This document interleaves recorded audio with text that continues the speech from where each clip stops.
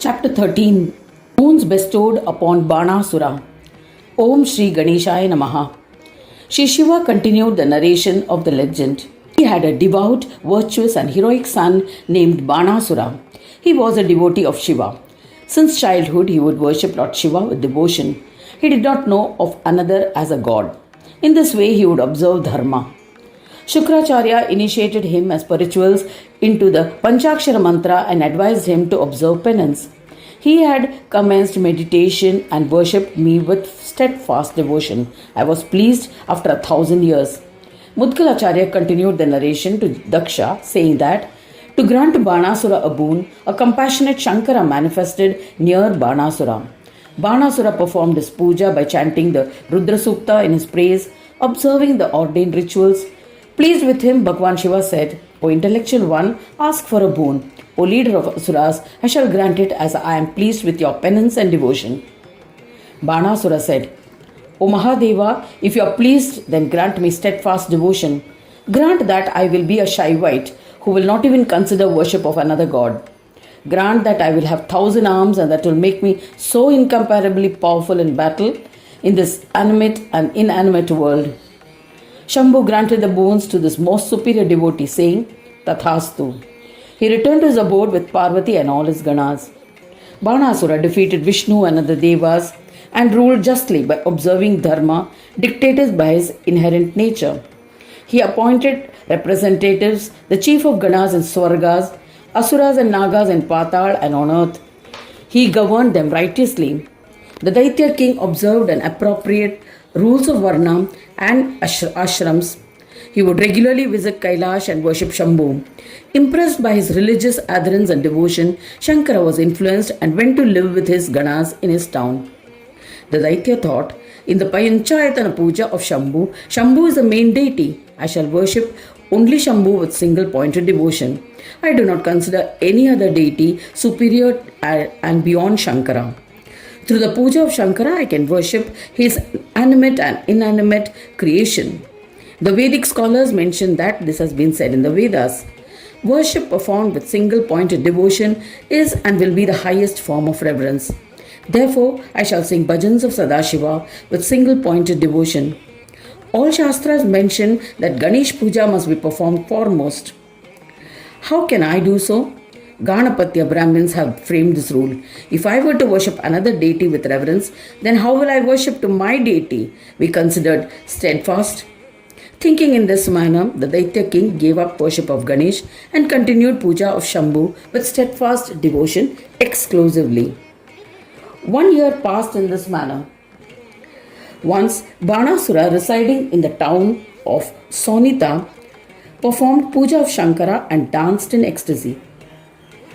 Shiva, the one who grants prosperity, was pleased and said, O Mahapashupati, O Asura, ask for a boon. The son of Bali, Banasura was overjoyed and after bowing to Shiva with devotion said, O Mahadeva, O Devesha, create a brave and valiant warrior who will be able to match the might of my 1,000 arms. Hearing this, Shambhu was enraged and pronounced a curse on him. He said, You will be deprived of kingship and your arms will be severed. O lowly Asura, you will face a war with Vasudeva. O wicked one, what have you asked for? You will be defeated. Listening to this bombardment of curses, Banasura was shaken. He returned home. He bowed and narrated the events to Shukracharya. In the meantime, an enraged Shiva returned to Kailash. The arrogant Asura was imprinted in his thoughts. O Brahmins, the Lord of Yoga, Shukracharya, consoled Banasura. After having understood the entire episode, he advised the Daitya king. He said, there is no disagreement that the act of forsaking Ganesha and worshipping Shiva as a supreme is against the teachings of Vedas. O intellectual one, understand that Vedas expound Ganesha as a supreme monarch, Jeshta Raja. He is worshipped by all, worshipped foremost, auspicious and the bestower of enlightenment. Just as the daily rites of Sandhya Vandana are not optional, in the same way the puja of Gajanana as the supreme by the profoundly devoted at the commencement of any task is unavoidable. You had forsaken Ganesha and sang bhajans of Shankara. Your behavior has invited the ire of Gajanana. who has created aberrations in your mind. Ganesha, the consort of Siddhi and Buddhi, is the supreme Brahma, Brahmanayaka himself. After scorning him, how can you acquire the blessings of Shambhu? At this moment, he resides in Shiva's heart, and yours as well. The behavior of Shiva and other devas and yourself is driven by his wishes. That is why he has caused a separation from Shiva. Despite being a profound devotee, Shiva pronounced a curse on you. Surrender to that supreme Brahma, Ganesha, to be free of obstacles, and there is no doubt about it. The word Gana represents collective. This collective is Brahma. The collective is a union of the external and internal aspects. Similarly, Shiva is a Gana of Ganaraja. He also represents a collective of those observing penance.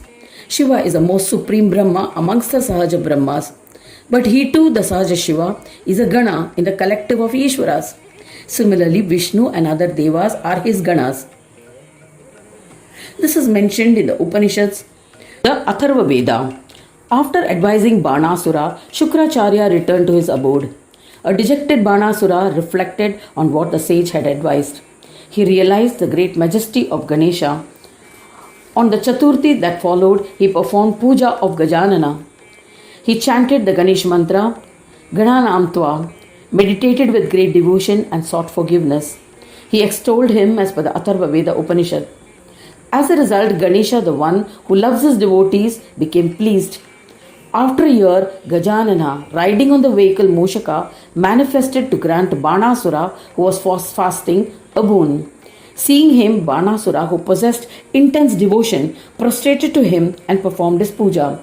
He prostrated once again and sang his praise with palms joined in reverence and head bound in devotion. He extolled, to Vignesha, to Paresha, to the one who tears apart the obstacles of his devotees, to the one who creates obstacles for non-devotees, to the one who creates vignas for obstacles, I bow to you. To Vinayaka, to the Lord of Devas, to the one who destroys the deities, to the one who is unrestrained, I bow to you. To the Supreme One, to the Supreme Monarch, to the one worshipped as the Supreme, I prostrate to you. To the one worshipped by all, to the one who is worshipped foremost, to Paresha, I bow to you. To Lambodara, to the form of the soul of every mother and father, to the one without a beginning, middle or end, to Heramba, I bow to you. To Shurpakarna, to the brave one, to the one who uplifts those blinded by infatuations, to the Lord of Brahmas, to the one who is absolutely peaceful, to the bestower of peace, I bow to you. To the Lord, to Ekadanta, to the one who resides in Swananda, to the immeasurable one, to the incomprehensible one, to the illusory, I bow to you. To the one who is the form that creates illusions, to the one who is devoid of Maya and illusions, to the protector of those without protection, to the Lord of Devas, I bow to you. To the consort of Siddhi and Buddhi, to the master of Yoga, to the Yogindra, to Siyoga, to the one who is a family deity, I bow to you. You are the driver of Buddhi. This universe which is blinded by enchanting Siddhis is under your command. O Lord, the bestower of Siddhis, I bow to you. Shiva and other devas have attained prowess with your grace, but when afflicted with conceit, they were deprived of their authority. Due to my devotion towards Shiva, I was ignorant and distanced you. Shambhu angrily cursed me and abandoned me. Therefore, O Vignesha, protect me as I am without a savior. Please forgive me for my grave sins and protect me always. Extolling thus, a deeply hurt Banasura touched Ganesha's feet and lamented in anguish. Ganesha, who was the one who had deluded him with his Maya, lifted him up and said to the Mahasura, who had sought refuge, O Mahadeitya, this stotra that you have composed will pacify and the insulted one. It will bestow all siddhis. I will bless the one who extols me with this stotra and grant him enjoyments, happiness and liberation desired by him. I was enraged since you had abandoned me. I had planned to separate you from Shiva and put you in hell in the end. However, O Daitya, you are a disciple of Shukracharya and have surrendered to me. But the curse placed by Shiva will never fail. Yet I shall narrate a pleasing story. You will be engaged in battle with Vasudeva, wherein your hands will be severed. You will lose your kingdom, but you will instantly regain the same. After assuring the Mahadaitya, Ganesha maintained silence. Banasura offered pranams and said, O Lord, grant me a boon so that I will never ever forget you. I shall worship you and Lord Shiva with profound devotion. O Vignesha, impart the knowledge of profound devotion.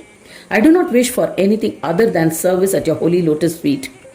Sri Ganesha said, You will be blessed with Ganesh knowledge. In the corporeal form, you will be a Gana of Shiva. You shall be known as Mahakala in the whole world.